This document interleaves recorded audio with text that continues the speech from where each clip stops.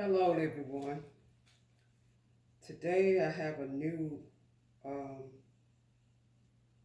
one that I want to read to you instead of the other one I normally come with.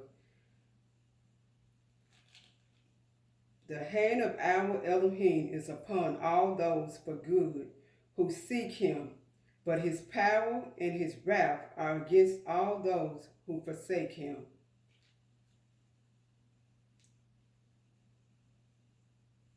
So let his words be true, and every man's word a liar. Okay, I'm getting ready to teach Luke chapter 20, 1 through 47, and chapter 21, 1 through 38.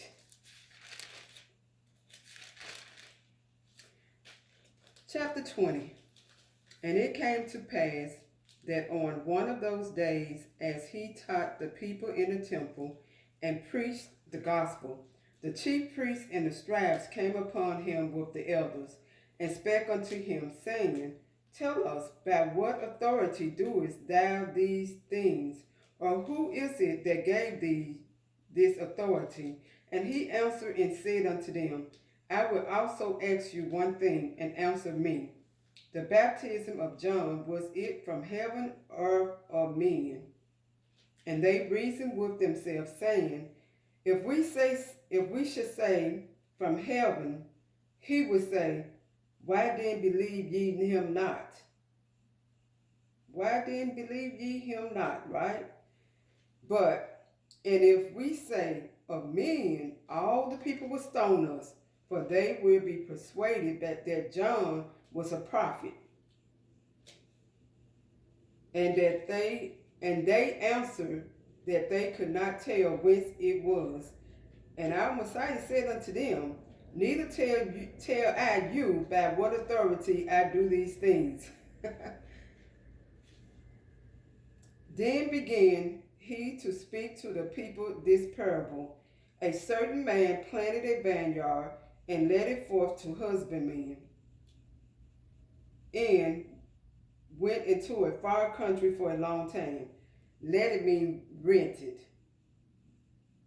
And as the season, he sent a servant to the husbandmen that they should give him of the fruit of the vineyard. But the husbandman beat him and sent him away empty. And again he sent another servant, and they beat him also, and entreated him shamefully, and sent him away empty. And again he sent a third, and they wounded him also, and cast him out. Then said the little Lord of the vineyard, What should I do? I will send my beloved son, and it may be they will reverence him when they see him. But when the husbandmen saw him, they reasoned among themselves, saying, This is the heir. Come, let us kill him, that the inheritance may be ours. So they cast him out of the vineyard and killed him. What therefore shall the little Lord of the vineyard do unto them? This is what he's going to do to them. He shall come and destroy these husbandmen, and shall give the vineyard to others. And when they heard it, they said, Elohim forbid. And he beheld them and said, What is this then that is written? The stone which the builders rejected, the same is become the head of the corner. Whosoever shall fall upon the stone shall be broken, but on whomsoever it shall fall, it will grant him to powder. And the chief priests and the scribes the same hour sought to lay hands on him, and they feared the people, for they perceived that he had spoken this parable against them. And they watched him and sent forth spies, which shall feign themselves just men, that they may take hold of his words, that so they might deliver him unto the power and authority of the governor. And they asked him, saying, Master, We know that thou sayest and teachest rightly, neither acceptest thou the person of any, but teachest the way of Elohim truly, or of a truth. Is it lawful for us to give tribute unto Caesar or no? But he perceived their craftiness, and said unto them, why tempt ye me? Show me a penny. Whose image and subscription hath it? They answered and said, Caesar's. And he said unto them, render therefore unto Caesar the things which be Caesar's, and unto Elohim the things which be Elohim's. And they could not take hold of his words before the people, and they marveled at his answer, and held their peace. Then came to him certain of the Sadducees, which denied that there is any resurrection, and they asked him, saying, Master, Moses wrote unto us, if any man's brother die, having a wife, and he die without children, that his brother should take his wife, and raise up seed unto his brother. There were therefore 7 brethren, and the first took a wife, and died without children. And the second took her to wife, and died childless. And the third took her, and in like manner the 7 also, and they left no children, and died. Last of all, the woman died also. Therefore, in the resurrection, whose wife of them is she? For 7 had her to wife. And our Messiah answering said unto them, the children of this world marry, and are given in marriage, but they which shall be accounted worthy to obtain that world and the resurrection from the dead, neither marry nor are given in marriage. So he's letting us know that when we die and we resurrection come back to life, that neither married nor given in marriage. So there won't be no marriage or anything. Now the Bible I read when I was growing up that my father had, it said that we won't even know each other in heaven. So why they changed it, I don't know why they changed it or not. Why, I don't. I just don't know. But they did change it. It also said it's going to be so filled up that when the dead have nowhere else to go when they die, it's going to be so filled up the place that they die and go to that some going to have to walk the earth, until the Messiah come back. When that has disappeared from every Bible, this King James Version, not King James Version, but King James Version, I'm sorry, yeah. And also the New King James Version, it disappeared from me. But I still remember from a childhood that my father's Bible had said something totally different than the Bibles today. And then it also said we were going to go to heaven or hell. It doesn't say there anything about New Jerusalem was going to be spilling from heaven. It didn't mention any of that. But these Bible does. So I don't know why. It's a mystery to me. And I don't know which one going to take place. I just know what I learned from a child from reading my father's book. And I'm trying to figure out why did they change all of that. So only the Most High knows.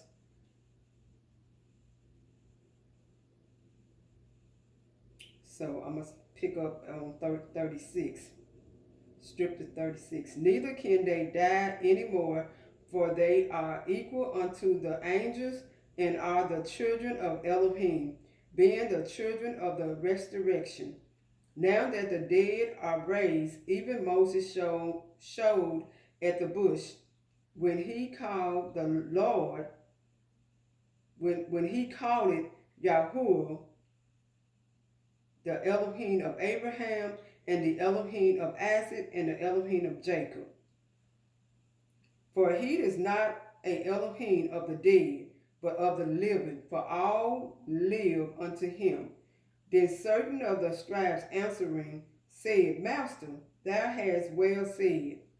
And after that they durst not ask him any questions at all. And he said unto them, how say they that Hamashiach is David's son?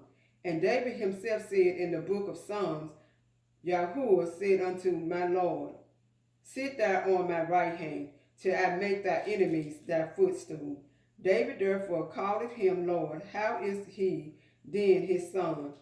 Then in the audience of all the people he said unto his disciples, beware of the scribes which desire to walk in long robes and love greetings in the markets, and the highest seats in the synagogues, and the chief rooms at feasts. So he's telling us to be aware of these type of people in the church, because they want to be all there in some, and they want to be above everyone. So he's saying be aware of them, because they make themselves, make everybody think that they are better than everybody else on the earth. So he's letting us know to be aware of these people, because they think much of themselves, which devour widows' houses, and for a show make long prayers, the same shall receive greater damnation. They always want to be seen praying long prayers in public. So he's saying these show-off type of people on earth. Pastors, now pastors and stuff, they want to show off. I'm not saying every pastor is doing it. I'm just saying the few that do, and they know who they are, and you know who they are. So he's saying, don't be a show-off, basically. That's the best way I can tell you. Not to offend anyone, brethren, out here, just to be, point blank with it. Don't be a show-off. Chapter 21. And he looked up and saw the rich men casting their gifts into the treasury. And he saw also a certain poor widow casting in there 2 mites. And he said, of a truth, I say unto you that this poor widow has cast in more than they all, for all these have of their abundance cast in unto the offerings of Elohim. But she of her penury has cast in all the living that she had. She gave every penny, all that she had. And as some spake of the temple, how it was adorned with goodly stones and gifts, he said, as for these things which ye behold, the days will come, in the which there shall not be left one stone upon another that shall not be thrown down. And they asked him, saying, Master, but when shall these things be? And what sign will there be when these things shall come to pass? And he said, take heed that ye be not deceived, for many shall come in my name, saying, I am Hamashiach, and the time draweth near. Go ye not therefore after them. But when ye shall hear of wars and commotion, be not terrified. So he's telling you, don't fear these things. For these things must first come to pass, but the end is not by and by. So he's saying the end is not near, but it's coming. Then say he unto them, nation shall rise against nation, and kingdom against kingdom. And great earthquakes shall be in diverse places, and famine and pestilence, and fearful sights, and great signs shall there be from heaven. And this has started. But before all these, they shall lay their hands on you and persecute you, delivering you up to the synagogues and to prisons, and into prison, being brought before kings and rulers for my name's sake. And it shall turn to you for a testimony. Settle it therefore in your hearts, not to meditate before what ye shall answer. For I will give you a mouth and wisdom, which all your adversaries shall not be able to gainsay nor resist. And ye shall be betrayed both by parents and brethren and kinfolks and friends, and some of you shall they cause to be put to death. Now these gonna be the people that the non-believers, they're gonna do this to the Christian people and the saints. They're gonna do this to us who believe in our Messiah. They're going to offer you up, the ones that don't believe in our Messiah. And especially the ones that believe in our Elohim, but they don't believe the Messiah has come. They're going to do it also. And ye shall be hated of all men for my name's sake. Which that's how you know you're a true man of Elohim. But there shall not and hair of your head perish, and your patience possessed ye your souls.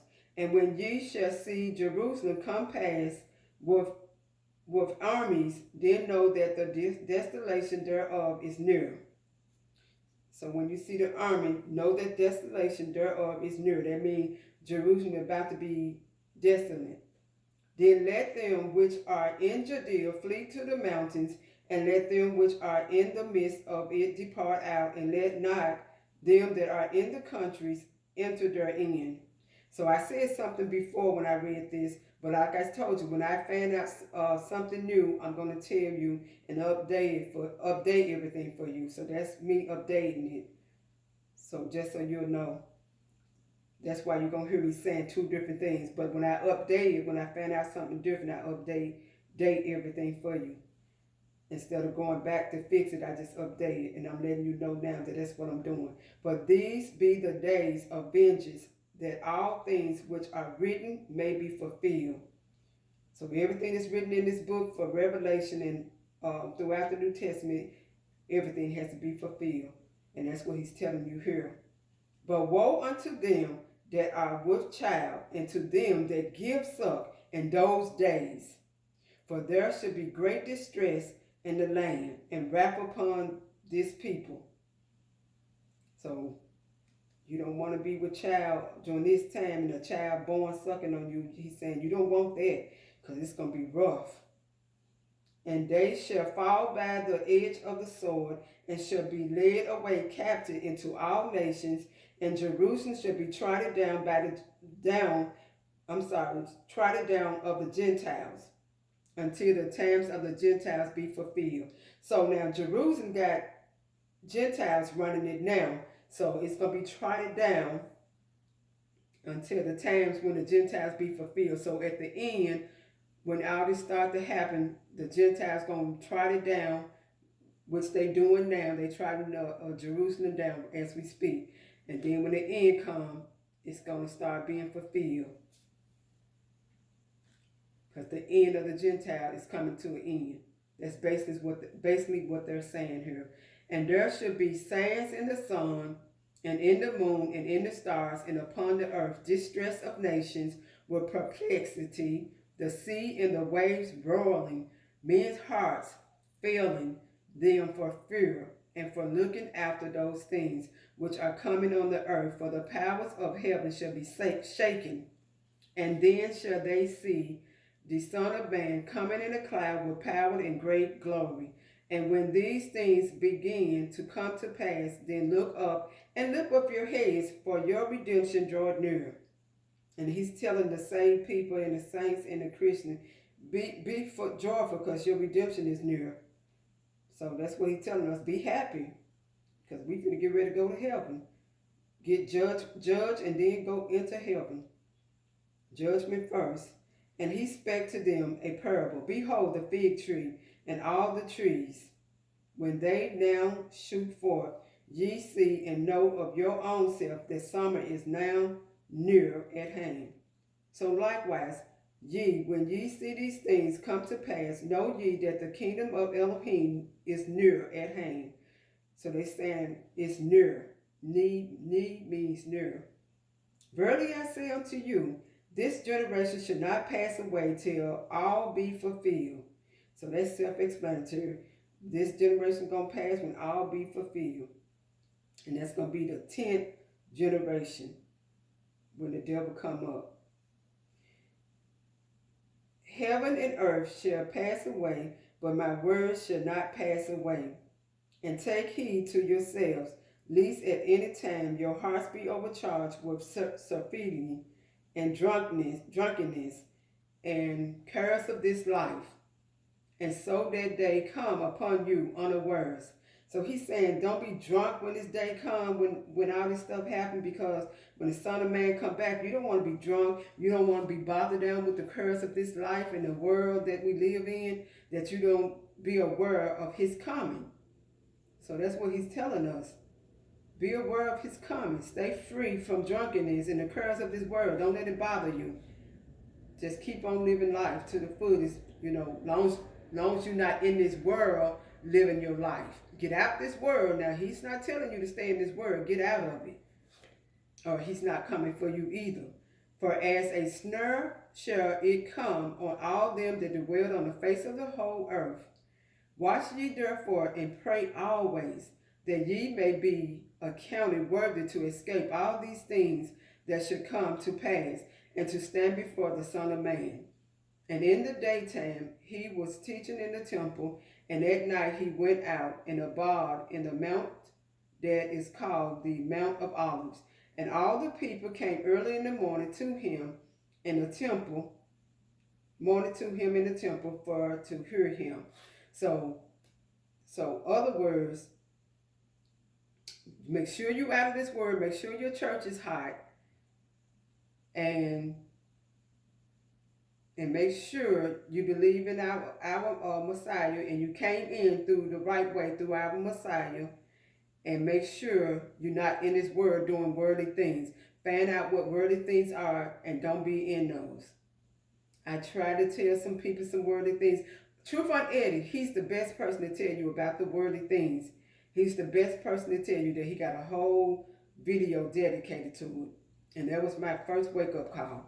When I had a wake-up call about getting out this world, I just didn't know how to do it until I ran across his video. Blessed be to our Elohim for Truth on Eddie, who told us how to get out this world. He gave us the best example that a man can know how to get out this world. Look for his video. And thank you so much, Truth on Eddie. And all the people came early in the morning to him in the temple for him to hear. So that's self-explanatory. I read it again just in case, we get lost in transaction with me talking and explaining things. Just for the people that don't understand things, because a lot of people are always asking questions, and then the ones that don't know, just so they'll know. Chapter 22. Now the feast of unleavened bread drew near, which is called the Passover. And the chief priests and the scribes saw how they might kill him, for they feared the people. Then entered Satan into Judas, surnamed Issachar, being of the number of the 12. And he went his way and communed with the chief priests and captains, how he may betray him unto them. And they were glad and covenanted to give him money, and he promised and sought opportunity to betray him unto them in the absence of the multitude. Okay, I went on to chapter 22. I should have stopped at 1, but since I went there, I'm going to keep on going there. Chapter 22, 1 through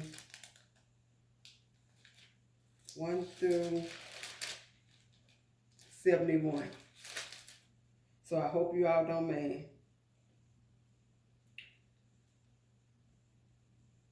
Then came the day of unleavened bread, when the Passover must be killed. And he sent Peter and John, saying, Go and prepare us the Passover, that we may eat. And they said unto him, Where wilt thou that we prepare?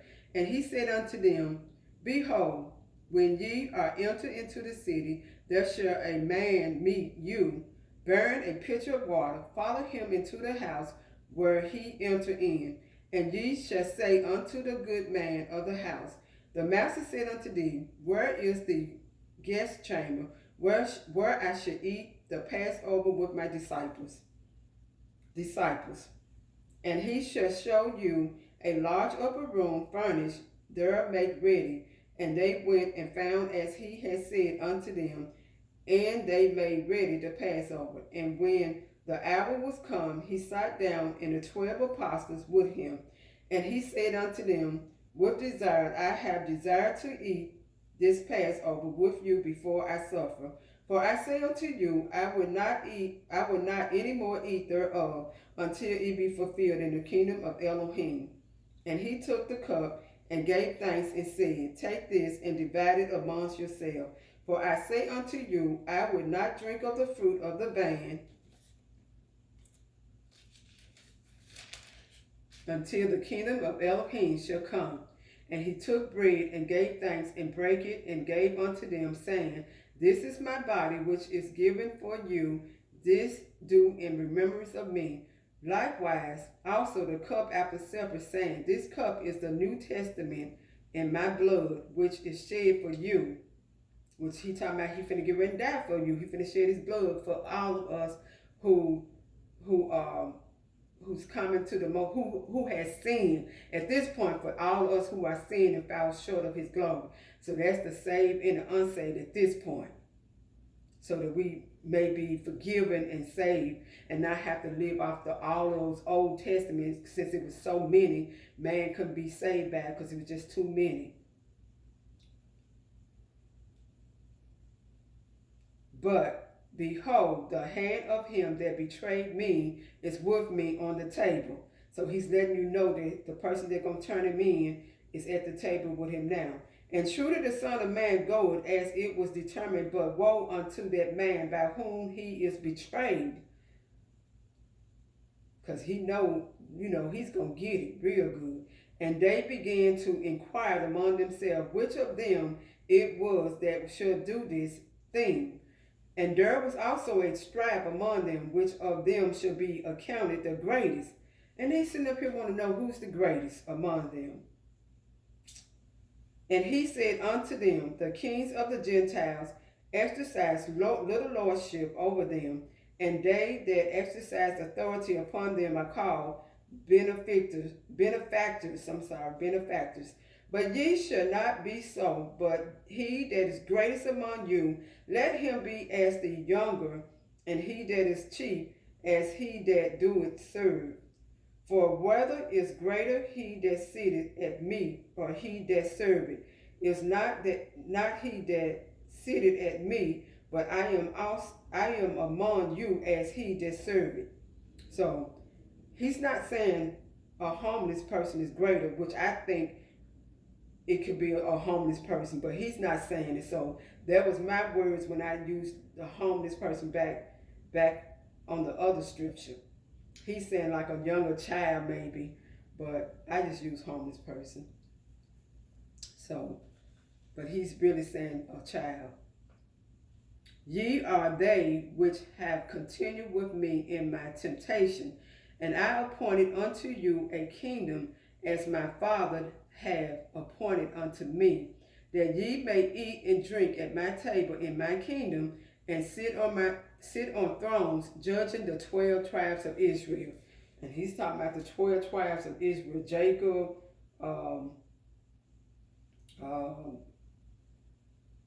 who else?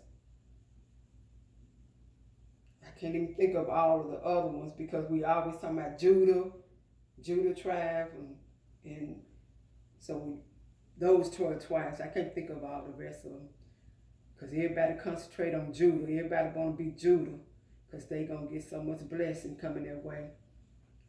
And the Lord said, Salmon, behold, Satan hath desired to have you, that he may swift you as wheat. But I have prayed for thee, that thou faith fail not, and when thou art converted, strengthen thy brethren. And he said unto him, Lord, I am ready to go with thee, both into prison and to death. And he said, I tell thee, Peter, the cock shall not crow this day before that thou shalt thrice deny that thou knowest me. And he said unto them, When I sent you without purse and strip and shoes, lack ye anything. And they said nothing. Then said he unto them, But now he that hath a purse, let him take it, and likewise his strip. And he that hath no sword, let him sell his garment, and buy one. For I say unto you, that this that is written must ye be accomplished in me. And he was reckoned among the transgressors, for the things concerning me have an end. And they said, Lord, behold, here are 2 swords. And he said unto them, It is enough. And he came out and went as he was wont, to the Mount of Olives, and his disciples also followed him. And when he was at the place, he said unto them, Pray that ye enter not into temptation. And he was withdrawn from them about a stone's cast, and kneeled down and prayed, saying, Father, if thou be willing, remove this cup from me. Nevertheless, not my will, but thou be done. And there appeared an angel unto him from heaven, strengthening him. See, he had to be strengthened because he knew he was going to go through a lot, because he was in his human flesh bodies, and we can pain terrible when someone is striking us and killing us. So he knew what we was going to be going through. So he knows what man is going through on earth when they get beaten to death or whipped to death. He knows or hung. And being in an agony, he prayed more earnestly, and his sweat was as it were great drops of blood falling down to the ground. And when he rose up from prayer and was come to his disciples, he found them sleeping for sorrow, and said unto them, Why sleep ye? Rise and pray, lest ye enter into temptation. And while he yet spake, behold, a multitude, and he that was called Judas, one of the 12, went before them, and drew near unto our Messiah to kiss him. But our Messiah said unto him, Judas, betrayest thou the Son of Man with a kiss? He knew what he was doing. He knows all too. When they which were about him saw what would follow, they said unto him, Lord, shall we smite with the sword? And one of them smote the servant of the high priest, and cut off his right ear. And our Messiah answered and said, Suffer ye this far. And he touched his ear, and healed him. Then our Messiah said unto the chief priests and captains of the temple, and the elders which were come to him, Be ye come out as against a thief, with swords and staves. When I was daily with you in the temple, ye stretched forth no hands against me, but this is your hour and the power of darkness. Then took they him and led him, and brought him into the high priest's house, and Peter followed afar off. And when they had kindled a fire in the midst of the hall, and was sat down together, Peter sat down among them. But a certain maid beheld him as he sat by the fire, and earnestly looked upon him, and said, This man was also with him. And he denied him, saying, Woman, I know him not.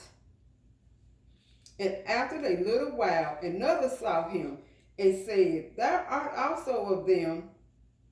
And Peter